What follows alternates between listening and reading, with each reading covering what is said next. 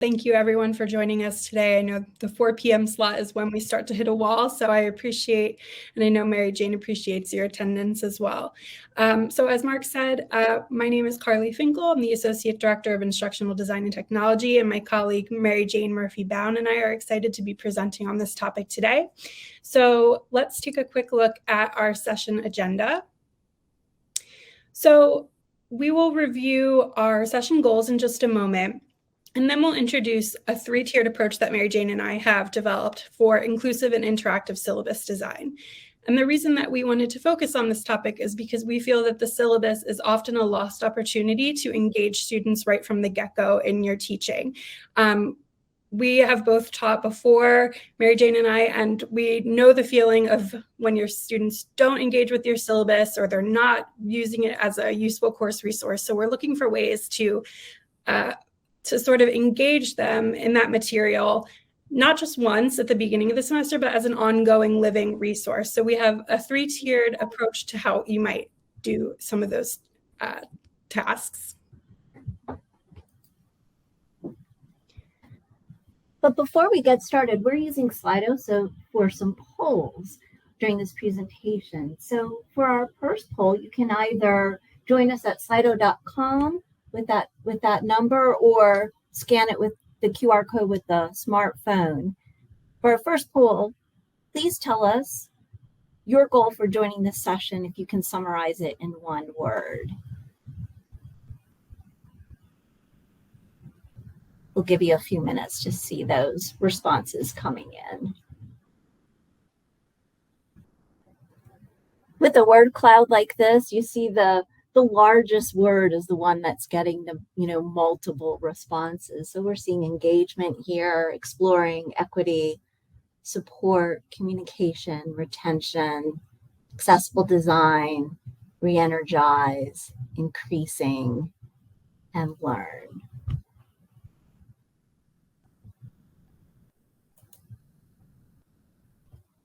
So here are the goals that we had in mind, which really tie into some of those keywords that you all were looking for as well. We hope that as you review your current syllabus, this session will stimulate some thoughts for improving it. If necessary, we'd like to facilitate a change in tone for more welcoming language in the syllabus. We want to illustrate some ways that you may wish to involve students in establishing class norms so that they're actively a part of the syllabus. And we'd like to encourage interaction in the syllabus to improve comprehension and retention of the syllabus information.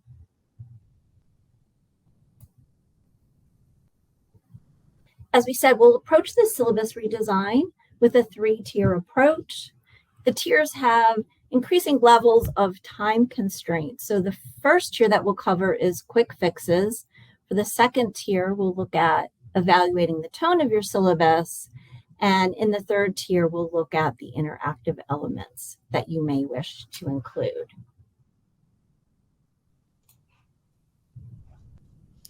So we'll start off with tier 1, which we're terming our quick fixes. And the thought behind that is that these are things that you could do in one afternoon within a few, maybe 30 minutes or so, to enhance the inclusivity and interactivity of your syllabus to make it a more useful document for your students. These are some things that we have explored here at Camden, and the first being externalizing campus resources. So often our faculty can lament the fact that there are so many resources available to students at our institutions that we might not even be aware of, or that the students aren't aware of or taking advantage of. And often the burden falls in the faculty's lap to share that information with the students, and it can really be a cumbersome task.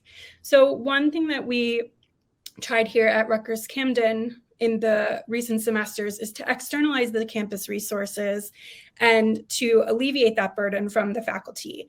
And this is a program that we're still piloting. So what we've done is collaborate with the Office of Student Affairs to create a website, which I believe Mark is going to share in the chat, that has a list of all of our student resources, Happily, this list is not maintained by our department, so that does help in the burden, as I mentioned. But we have stepped in to add this list of resources as a link in Canvas courses across our campus. So at this point, we are utilizing the template feature in Canvas to push this out to Canvas course sites so that our faculty don't need to worry about an updated list. They don't need to include this information in their syllabus unless directed otherwise, but it's all there for students at the click of a button. So another suggestion we have in terms of quick fixes is to evaluate your course schedule. So looking at your schedule for religious holidays, important campus events that might be occurring at your institution is a way to sort of consider your course scheduling through the perspective of your students and just being aware of what might be on the horizon for them and trying to work around that wherever possible. So if you know there are major events happening or religious holidays that might be occurring that could interfere with your students' workload or schedule, you might want to be mindful of that and plan ahead. Along the same vein is consistent and firm due dates. So our one example we share is that, especially for those who are teaching online, this can be very important. But for each type of activity or assessment that you have in your class, try to maintain the same due date for that. So for instance, an online discussion board, you might have consistent due dates of a first post being due Thursday, replies being due Sunday, for example. And that sounds pretty basic and maybe a little boring, but it can be so important for your students to be able to plan ahead and to feel like they can anticipate what's happening. This is really important for students who may work or who have caregiving duties. So maintaining those due dates and sticking to them wherever possible is important. And then finally, accessibility. So when it comes to your syllabus, it should be accessible. And by that, we mean accessible to any students who might have screen reading needs, where they might have a visual impairment and aren't able to navigate traditionally. They might be using screen reader technology.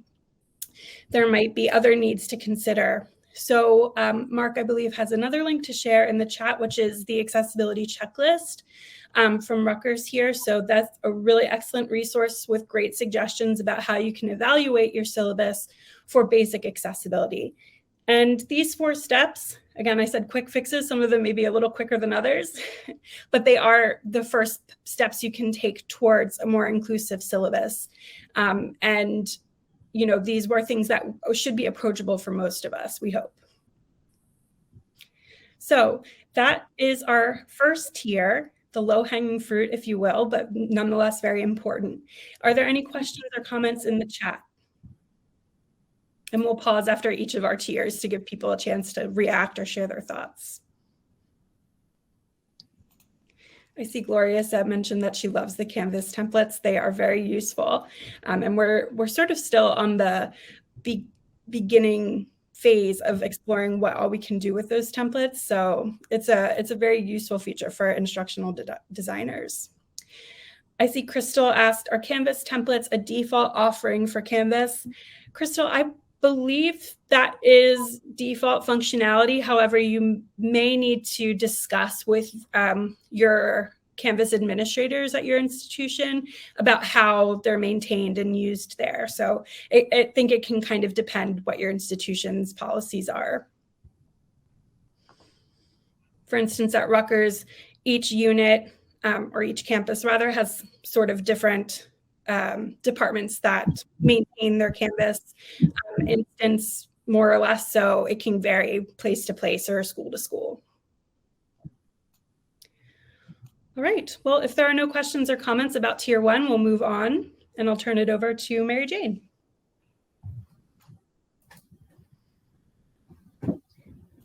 So Tier 2, our next level, has a variety of steps. The first thing that we want to think about is the tone and use of language in our syllabus. I understand as an instructor that we have the need to, close all the loopholes so students don't find a way around of what the expectations are. And sometimes in those efforts, our syllabi can come off as not too welcoming and maybe a little bit firm and cold. But it really can make the difference. especially to first-generation students, that the language be warm and welcoming. This is your first introduction to your class, so it is vital that it is a welcoming opening. As far as accessibility and availability, we want the syllabus to be accessible. So if you are including it in an online course, we'd like it to, we hope that it would be in a format that students relying on screen readers could access. So PDF is probably a better option than possibly a Word document. Definitions are sometimes vital. You may be dealing with some students who do not understand the terms that we think they might. So for instance, before I worked at Rutgers, I worked at a small community college, and many of the students there were first-generation students. And in working as a designer there with the faculty, I was surprised to learn that many of their students thought that office hours meant that's when faculty was in the office and you weren't supposed to disturb them.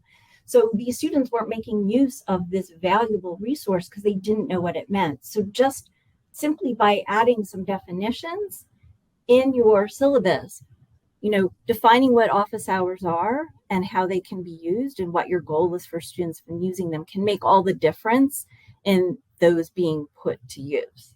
So something to consider: both tone, is it welcoming, and is everything in there that we commonly understand, having worked in higher ed, is something that students are also going to understand.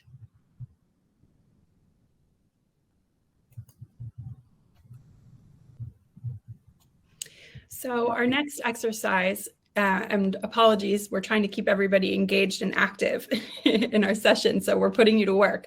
The next exercise we'd like you to tackle is, what would you change about this portion of information? So this is pretty standard boilerplate content that you might find on any syllabus across any institution, regardless of the class model or a format.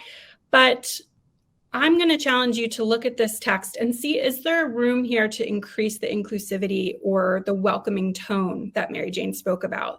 Is there something we can do to this language to make it more clear for our students so that maybe they take advantage of the information that's being provided? So on the next slide, we have another Slido. If you are still logged into the Slido, you'll be able to share your thoughts here. And we won't ask you to limit yourself to one word this time. Feel free to expand on your thoughts. But again, the question here is, how might you change this information in a syllabus to be more welcoming or to clarify definitions for your students? What ideas do you have?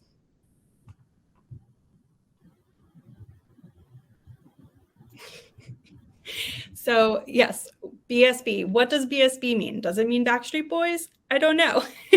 Our students are younger than perhaps most Backstreet Boys fans were. That's more my my age cohort, but there could be confusion there, right? Make a link to the map instead of offering just a cryptic office location. Make it more conversational. I like that suggestion a lot. So this is really just a pure list, which we can't fault ourselves for doing. I mean, if faculty have this information there's because they're spending more time perhaps thinking about other aspects of their syllabus, but coming back to a document that perhaps you've been using over the course of a few semesters and looking through the lens of inclusivity could be really useful. I like the idea of having a link to book office hours. That might be helpful. I know a lot of students have expressed that maybe they're reluctant to just pop in. So that could be something that can help with student anxiety. Thanks, Mary Jane, for scrolling through. A lot of the same ideas here, booking appointments, adding in instructor pronouns. That is a great suggestion. So listing your correct pronouns can be a way to signal to your students that you are someone who respects those that same idea from your students, and you would appreciate them offering their pronouns as well. Preferred means of contact. I think this one is so important, and it seems like kind of maybe when you list your email like that, maybe you think you're signaling to your students that email is your preferred contact, but perhaps adding more detail about how they should email you, how they can address you. That's one thing I know I've heard faculty share here, that sometimes they get a little irritated if students use their first name, for instance, or don't address them the way they prefer to be addressed. Clarify those expectations. You know, our students take lots of different classes. People may have different ideas of how they should be addressed in their classes. So share that with your students. I think that's an appropriate addition to this. So these are great suggestions. I see we have one person typing, so I'll let the last response come in, but I hope this gives everyone an idea of how we can take something really basic, like our name, office location, office hours, and email, and really do a deep dive and think about how that looks on the student's end and what we can do to make ourselves more open to use a warmer tone that we discussed. Oh, add a photo. I love that idea. Yeah, adding a photo, especially if you're teaching online, can do a lot to humanize yourself and to put literally a face to the name and invite your students to engage with you. Thank you for these great suggestions, everyone. One step further than a photo, perhaps a welcome video. Yep. And we'll talk a little bit more about videos. That's tier 3, Mary Jane. Don't give away the spoilers. But a great idea. Yep. Thank you, everyone. So I do see a question before we move on in the chat. So which is better, putting this information or in the LMS as a page? I feel like mine gets cluttered with all the details. So I think this is one of those cases where there's not a right or wrong answer. I think that I would absolutely make sure to include this in a syllabus. I do think that this is important info to put with your syllabus because you want to effectively introduce yourself and provide this information to your students in the syllabus, which is kind of the, be all and end all of course information. But I think that putting it maybe on your course homepage or perhaps having a welcome page if you're using modules in Canvas wouldn't be a bad idea either. I think you could share this in multiple places. It's certainly not redundant. We want our students to be able to find us and reach out to us. So sharing it in multiple places in your course, I think would be an effective approach. Great. Thanks, everyone. So the one part of tier 2 that we wanted to talk about was involving your students in establishing the class norms. One way to be inclusive is to try to start out right at the front, being collaborative with your students. In teaching face-to-face students, one of the things that I always like to do is work with the students to establish the class norms, and that's easy to do face-to-face. You can do, a carousel brainstorming activity where everyone can kind of contribute to what they think should be established norms for the class. This can just as easily be done in an online class, and I'll show you an example. So in an online class that I teach, this is an asynchronous class. I replicated this idea using an interactive whiteboard. I used Mural as a whiteboard. And I gave my students a starting point of just some suggested ideas of what they can expect from me and what I can expect from them. However, I invited them to edit these points and to add to them. So I asked them to use yellow sticky notes to add things for me that they wanted to see included in these expectations, and then pink sticky notes for what they wanted added for themselves and their peers. And both in person and doing it like this, I have always gotten all of the norms that I've needed to run my class effectively. I know that might be a concern, if you think you're leaving the norms up to the class that you may not get what you needed. I have never not had a problem where I haven't gotten every point that I needed, and then sometimes more. So things that I hadn't thought of, concerns that students had that hadn't occurred to me. So collaborating like this really helps. And if you're doing this and you don't see one of the points you need, you're part of the collaboration. You can certainly add to this, this idea too. So this is how I come up with the norms for my class, and it makes students feel as though they are part of the learning environment right from the start. Okay, so let's move on to our most advanced tier, tier 3? So again, tier 3 is where we sort of grouped our most time-consuming or the elements of inclusive syllabi that we felt would really require the heaviest lift from faculty to do them justice. And that includes a DEI statement in our view. And it might be a little bit of a surprise when we're talking about inclusive syllabi. You would think, oh, the first thing you should do is a DEI statement. However, we would argue that in order to create or craft a DEI statement that's truly meaningful and impactful, it would require quite some time and effort on the part of the faculty, because in order to be an effective statement, it should ideally be personal to your course and your experience as the instructor. However, it's very important. So I would encourage you to work towards a DEI statement, and it goes quite a far way in establishing course climate. So in addition to the norms, as Mary Jane was discussing, a DEI statement can really help set the tone and help set your students' expectations. And let's not forget, the syllabus is really the first point of contact for our students. And often it's something that they'll see or engage with before the course even starts, right? It could be weeks in advance. So having a meaningful DEI statement can really do a lot to help set students' expectations. As I mentioned, they're more meaningful when personalized for an instructor in a course rather than, again, boilerplate language from an institution, perhaps. So if that's something that you use at your institution or in your syllabi, you can even take it one step further and add one yourself, perhaps, for your specific course. So key elements of a DEI statement would be proclamation for the respect of diversity, an explicit value of diverse perspectives, and expectations with respect to how those will play out in the classroom climate and behavior you can expect from your students.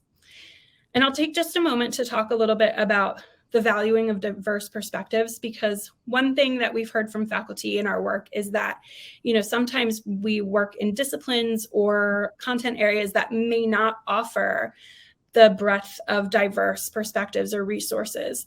And one suggestion that I found to be an exciting idea is to acknowledge that. So if you find that you're teaching a course where there's not much wiggle room for what resources you can offer your students, or for instance, you can't choose different books or literature to share, acknowledge that and maybe offer an explanation for why there's a limited perspective that's available. How have people been excluded from that content area in the past? And sort of acknowledging that and moving forward and talking about what you'll do in your class to address those issues and how your students can expect to navigate that, I think does a lot to sort of set expectations again and kind of prepare your students for what they can expect in your course. So the next slide has some really excellent resources from different institutions about how you can approach creating your own DEI statement. It can be kind of difficult to sort of just sit down and write one. So these are really great resources that we found. So they include checklists and questions you can ask yourself to sort of start thinking about what you might include in your DEI statement. And those links will be shared in the chat. Another more involved refinement you might want to consider is companion videos, which I kind of alluded to when we were talking about the instructor image. So a link to a welcome video in your syllabus can really help students get to know who you are. It's particularly helpful for online classes where maybe you never get to meet them in person. In an online or hybrid class, you may wish to also share a course tour. Let students know in your learning management system, where can they find the resources that you are using. We all have different personalities in how we set up a course. And so if students don't know where to find things, these tours can be really helpful to get them started and comfortable. Including videos to explain projects is also very helpful. Sometimes students really just aren't great at reading written directions and respond much better when they have some visual supports to projects. So links to, video descriptions or overviews of major projects in your course can be very helpful.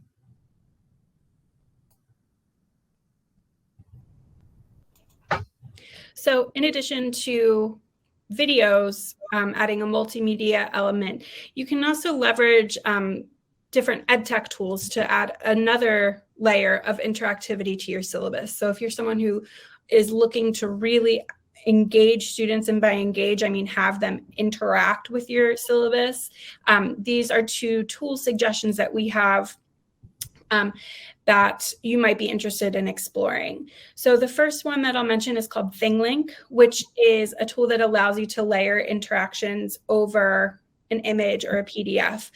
So you can use ThingLink to add callouts to your document. Those callouts can be more text, they can be images, they can be videos. So adding kind of clickable callouts for your students to click through can be a fun way to add that engagement to your syllabus. Here at Rutgers Camden, our department will be working with a small cohort of faculty through a grant-funded project to use ThingLink to create inclusive syllabi. So we're excited about that project, and we'll have some great examples to share, we hope, in the coming months. Now, the limitation with ThingLink is that the free version does have some limitations. So unfortunately, it is to get the full effect, you really do need the paid license, but it's worth exploring, in our opinion, if you're looking for something like that that adds that interactivity. Another option, which here at Rutgers, for our Rutgers faculty in the attendance, we all have licenses to, is Hypothesis. So this is something that everyone has access to here at Rutgers. And Hypothesis allows you to collaboratively annotate with your class group.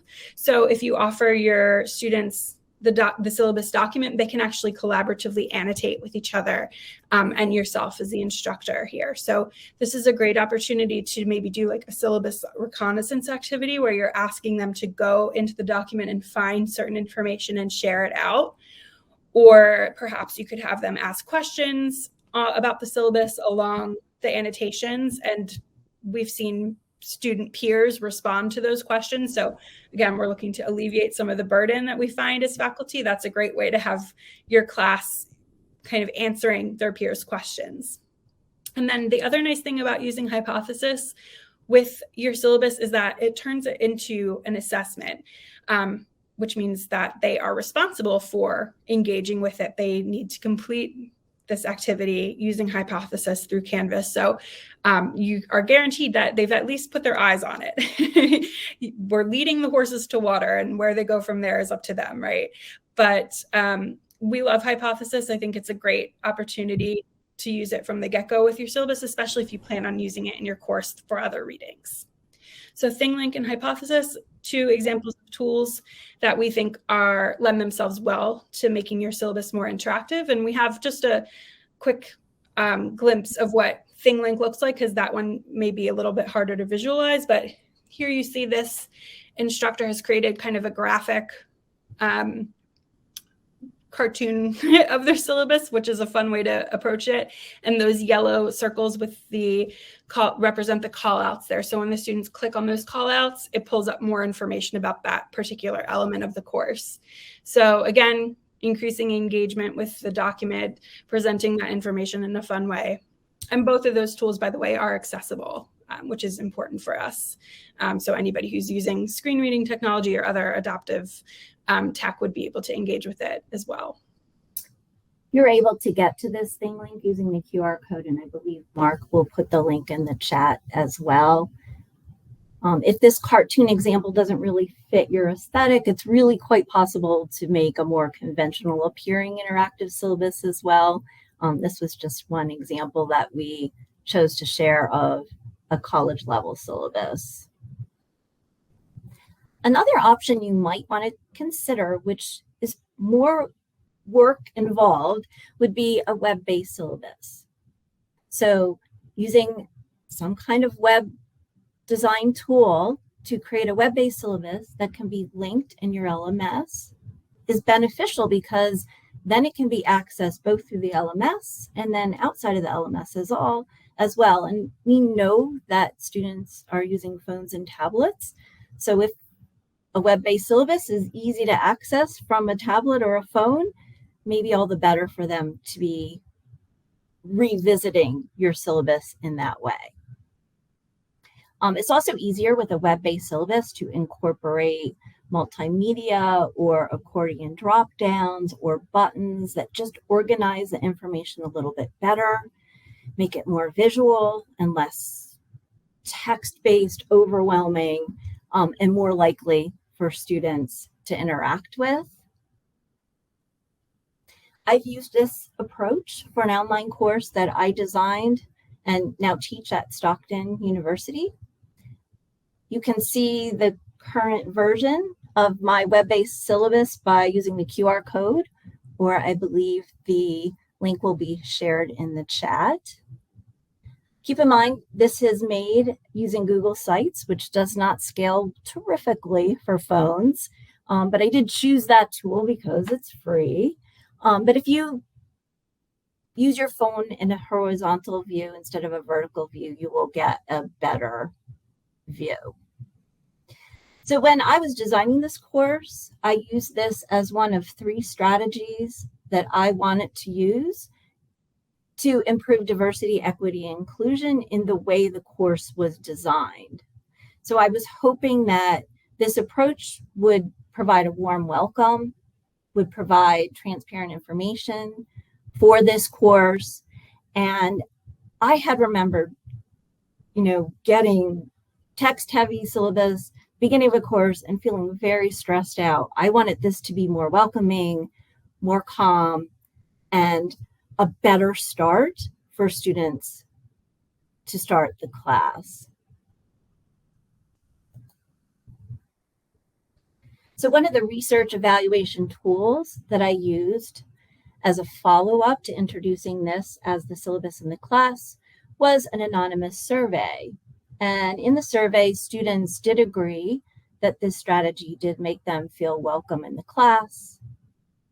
They also felt that it helped them to get to know me as the instructor, that it was organized, easier to follow, interactive.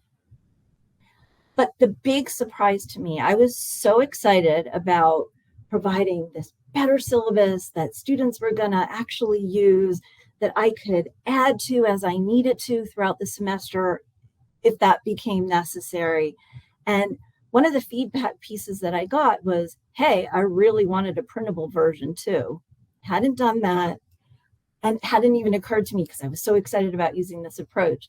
So in follow-up semesters, I now do also provide a printable paper text-based version as well for those who want it. I mean, that if that is what you're used to, that is, you want to print that copy and have it close by, certainly having both is not a problem.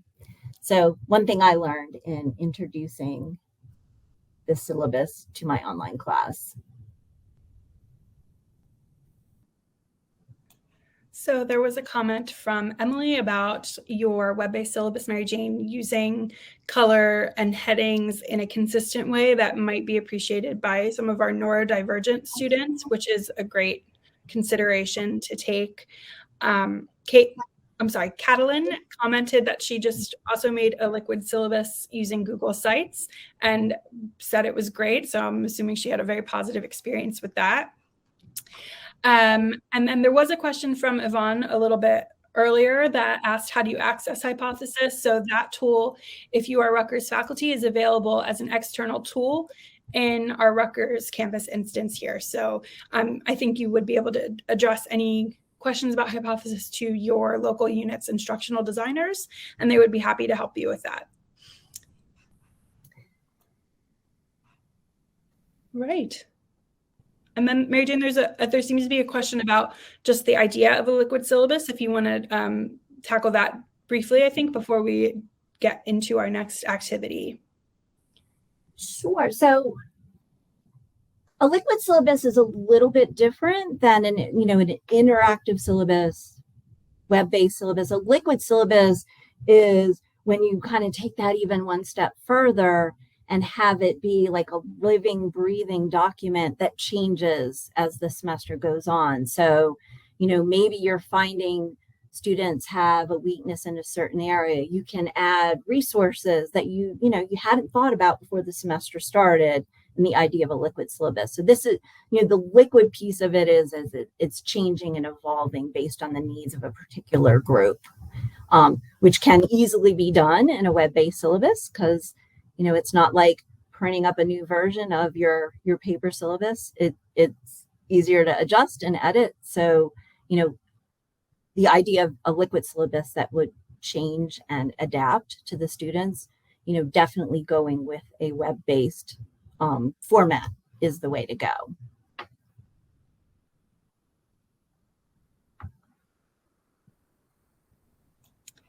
Do we have any other questions, or should we move on? I think let's move on. Okay. Thanks.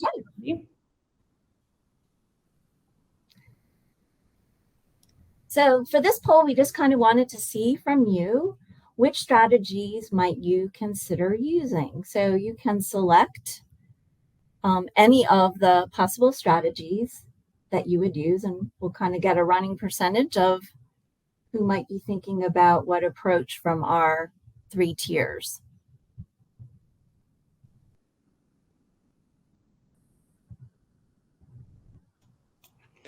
It's funny to see that external campus resources list seems to be I think we might have a lot of faculty in the audience here, because that seems to resonate with people quite a bit. I know we had some happy campers when we announced that or introduced that rather here.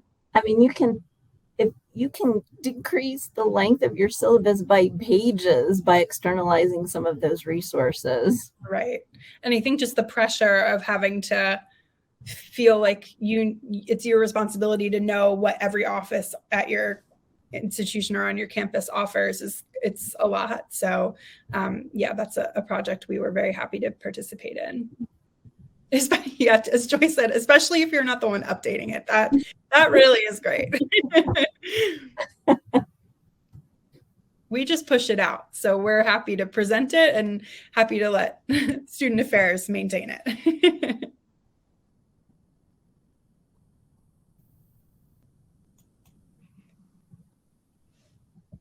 So let me just kind of scroll down so we can kind of see. I guess it goes in order of the most popular, so that external resources, looking at tone, and considering a DEI statement seem to be the top ones. Mm-hmm. Consistent due dates, accessibility, companion videos,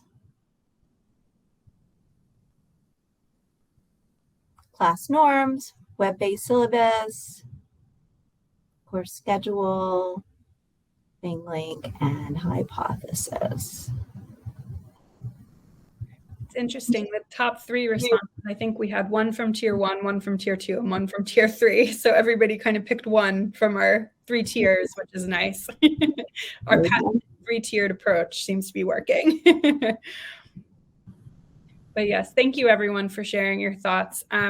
I think we have a few more minutes left if anybody in the chat has comments or questions. But again, we want to thank you all for your attendance. I know it's the end of a busy day with a lot of information and ideas that have been shared. So we want to thank you all again for being here with us and for being so participatory. We really appreciate that.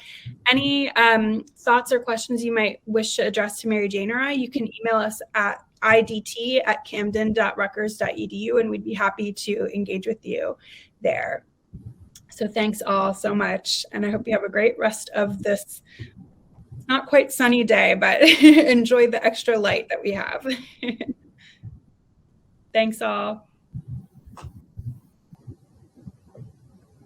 We will stay on for 5 more minutes if anyone has any questions or thoughts that they'd want to bring up at this time.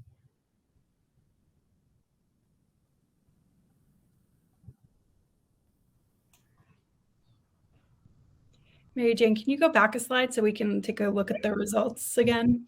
Mm-hmm.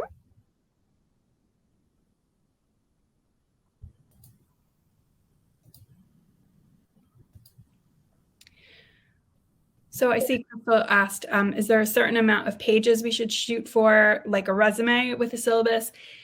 That's a really interesting question, Crystal. I don't think that, they say keep your resume to 1 page. I know some faculty strive to keep it 1 page. It's very difficult to do. But I do think if you can edit for brevity, it's less intimidating for students to have, not a 12-page syllabus, but maybe like a 3-page syllabus. So I think that's would be an ideal world, but there's no set limit. And I think it's very important information to share. So you don't want to edit stuff out that they actually need to know. So it's kind of like a dance between what they need and what you don't want to overwhelm them with, right? So yeah, sort of a gray area though. So I don't think that was a very helpful answer, but I think kind of figuring out that balance is tricky. If it's long, it could even be an indexed PDF, so that there's an index that that's a linked index, so students can just jump to the section that they need. That's the a great on the front page and jump to the section that they need. It makes it easier for them to get to what they need, and instead of just being overwhelmed by the content. I know that some institutions have very strict requirements about what has to be in the syllabus, and there's no way around the length of it for that reason. But at least indexing it can help. Great suggestion. Yeah.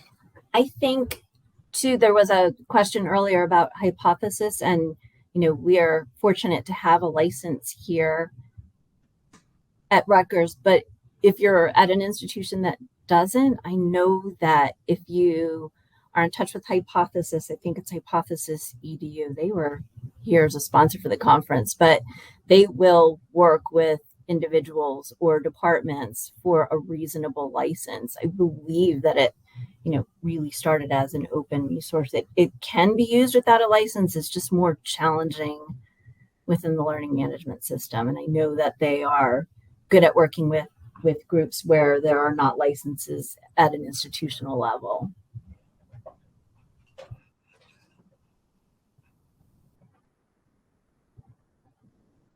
Looks like there's a question here from Luz. Hi, Luz.